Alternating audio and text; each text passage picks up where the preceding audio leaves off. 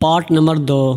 جب 2 مہینے مکمل ہوئے تب میں نے تنخواہ کا دوبارہ مطالبہ کیا۔ اس بار مالک نے صاف الفاظ میں کہا کہ میرے پاس کچھ نہیں ہے، تمہاری مرضی ہے اگر مزید میرے ساتھ کام کرتے ہو یا نہیں، لیکن 2 وقت کی روٹی اور رہائش کے علاوہ میں تمہیں کچھ نہیں دے سکتا۔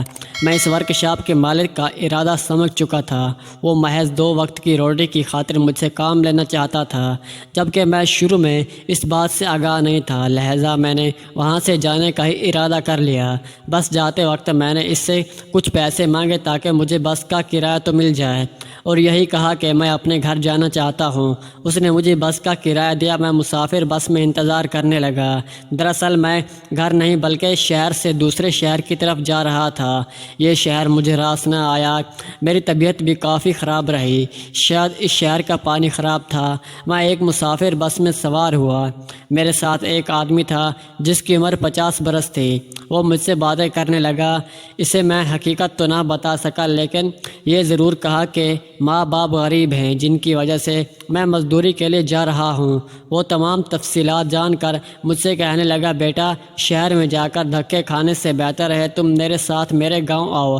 کافی زمینیں ہیں میری، مجھے ایک ملازم کی ضرورت ہے، تمہیں معقول تنخواہ دوں گا اور کھانا بھی ملے گا اور رہائش کا بھی کوئی مسئلہ نہیں۔ تمہاری شکل کو دیکھ کر مجھے ایسے محسوس ہوتا ہے کہ تم کافی بیمار ہو۔ شہر میں مزید رہنا تمہاری صحت کے لیے ٹھیک نہیں۔ میں پہلے ہی ورک شاپ کے مالک سے دھوکہ کھا چکا تھا، مزید دھوکہ نہیں کھانا چاہتا تھا، مگر مجھے اس کی باتیں سچی معلوم ہونے لگی۔ اس کا لہجہ سچا تھا اور اس کی باتیں جھٹلا نہ پایا۔ سب سے زیادہ جس بات نے مجھے متاثر کیا وہ یہ تھی، اس نے کہا کہ بیٹا میری شادی کو 25 سال گزر چکے ہیں لیکن میری کوئی اولاد نہیں۔ تم مجھے ایک اچھے خاندان سے لگتے ہو اور اس کے علاوہ ضرورت مند بھی ہو، لہٰذا میں تمہاری مدد کرنا چاہتا ہوں۔ تمہارے بھلے کے لیے یہ سب کہہ رہا ہوں۔ میں نے شہر جانے کا ارادہ ترک کیا اور اپنی منزل تبدیل کی۔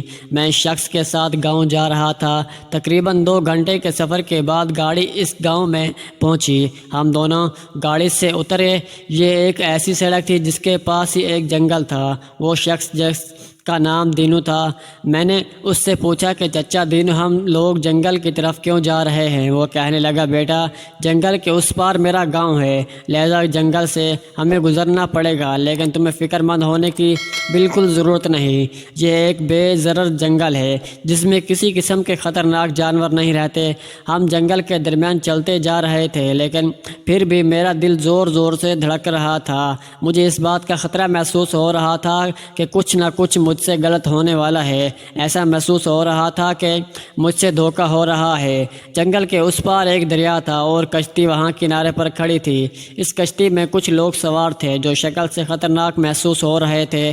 بڑی بڑی مونچھیں تھیں اور ان کے ہاتھ میں اسلحہ بھی موجود تھا۔ میرے پوچھنے پر چچا نے بتایا کہ یہ گاؤں کے باسی ہیں، یہ کشتی میں ہمارے ساتھ سفر کریں گے۔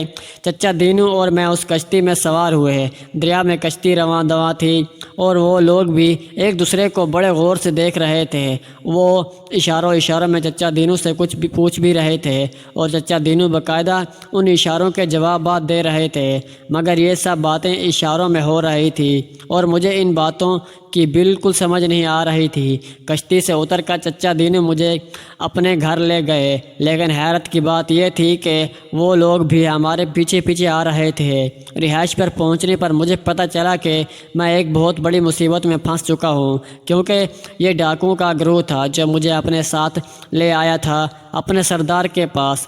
سردار نے دینو کو شاباش دی اور کہا کہ تم نے بہت بڑا کام کیا، ایک آدمی کو ہمارے گینگ میں شامل کیا۔ سردار نے مجھے صاف الفاظ میں کہا کہ جس جگہ تم پہنچ چکے ہو یہاں سے اب تمہارے پاس صرف 2 ہی راستے ہیں۔ ایک راستہ یہ ہے کہ ہمارے گینگ میں شمولیت اختیار کر لو، دوسرا راستہ موت ہے۔ اب یہ تم پر ہے کہ تم کس راستے پر چلو گے۔ تم ایک ضرورت مند دکھائی دیتے ہو، لہذا ہمارے ساتھ رہو گے تو اپنے خاندان کی کی کفالت بھی کر سکو گے اور تمہاری تقدیر بھی بدل سکتی ہے۔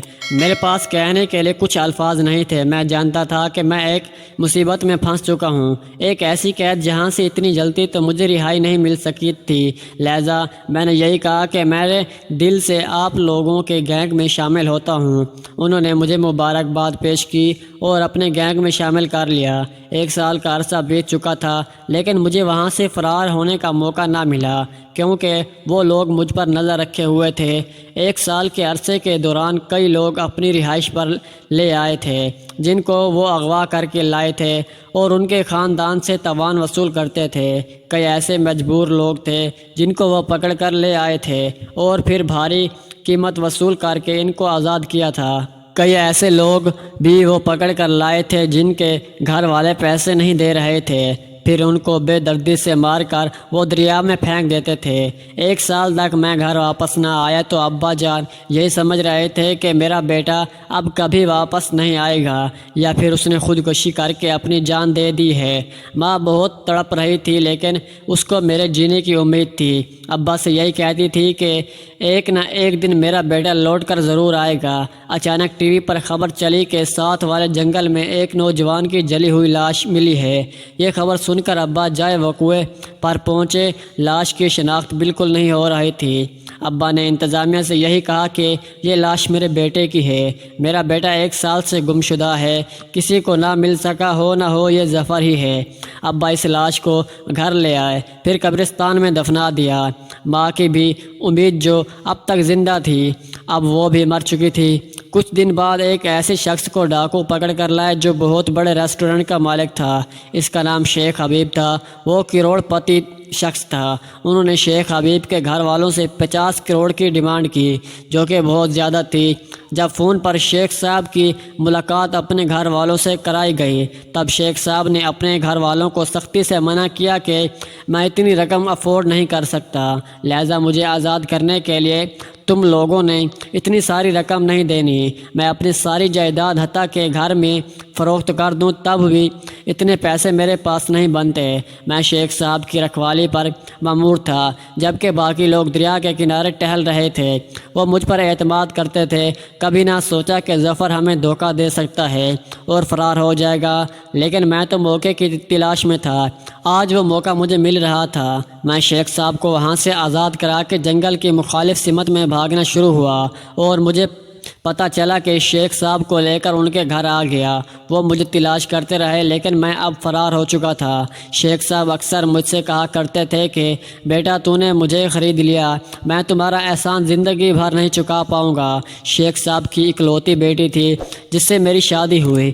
آج میں شیخ صاحب کا کاروبار، ان کا ریسٹورنٹ سنبھال رہا ہوں۔ شیخ صاحب کی وفات کو 8 برس ہو چکے تھے۔ ایک دن میں اپنے ہوٹل میں ہی موجود تھا کہ آفس میں بیٹھا میں نے کھڑکی میں دیکھا کہ ابا جان ماں کو لے کر ہوٹل پر آئے تھے۔ ابا نے بیرے سے کہا کہ اس ہوٹل کا سستا ترین کھانا لے کر آؤ جس کی قیمت سب سے کم ہو۔ بیرے کو میں نے ہاتھ کا اشارہ کیا اور اپنے پاس بلایا، پھر ان سے پوچھا تو بیرے نے مجھے ساری تفصیل بتائی۔ میں نے بیرے سے کہا کہ اس ریسٹورنٹ کا سب سے مہنگا اور اچھا کھانا میرے والدین کو دینا، اور اس کے بعد بل کی باری آئی تو بوڑھے شخص نے بیرے سے پوچھا کہ بیٹا قیمت کیا ہے؟ اس پر بیرے نے میرے باپ کو بتایا کہ آپ کے کھانے کی قیمت ادا ہو چکی ہے، آپ کو پریشان ہونے کی ضرورت نہیں۔ اللہ تعالیٰ نے میرے والدین سے مجھے ملا دیا۔ میں اپنے آبائی گھر گیا تھا لیکن وہاں تالا لگا تھا۔ پڑوسیوں کو بھی اس بات کا علم نہیں تھا کہ میرے والدین کہاں ہیں۔ اتنے سال تک میں اپنے والدین کو تلاش کرتا رہا لیکن وہ نہ مل سکے، لیکن آج قسمت ان کو میرے ہی ہوٹل پر لے آئی اور میری خوشی کا کوئی ٹھکانہ نہیں تھا۔ وہ کھانا کھا کر ہوٹل سے باہر نکلے تو میں ان کے پیچھے ہو لیا۔ دونوں ایک کرائے کے مکان میں رہتے تھے۔ وہ جیسے ہی کرائے کے مکان میں داخل ہوئے تو میں بھی ان کے پیچھے پیچھے چل پڑا۔ آج 20 سال بعد میں اپنے والدین کو مل رہا تھا۔ ان کو سلامت دیکھ کر میں بہت خوش تھا، لیکن مجھ سے زیادہ خوشی میرے والدین کو تھی جو مجھے کئی عرصے بعد دیکھ رہے تھے۔ وہ مجھے تلاش کرتے رہے، آخر کار مردہ سمجھ کر دفنا بھی دیا تھا۔